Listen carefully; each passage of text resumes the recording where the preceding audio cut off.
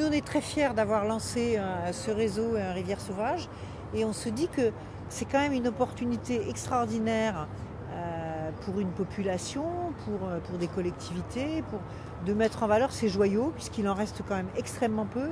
En France, c'est quelques pourcents, quelques tronçons d'endroits de nos fleuves qui pourraient prétendre à ce label de rivière sauvage.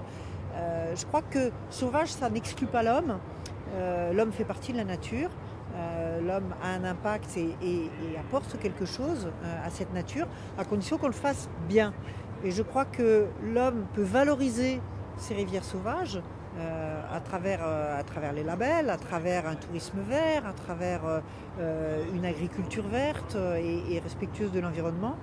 Et vraiment, à la fois faire prendre conscience à la population de la chance extraordinaire que les gens ont de vivre le long de ce joyau et à côté de ce joyau, et à la fois apporter à toute la communauté riveraine le bénéfice de cette exception sauvage que pourrait constituer le label. Moi j'ai eu par exemple l'occasion il y a quelques mois d'aller me balader en Haute-Loire sur le Haut-Allier, donc vraiment sur les sources de la Loire et de l'Allier.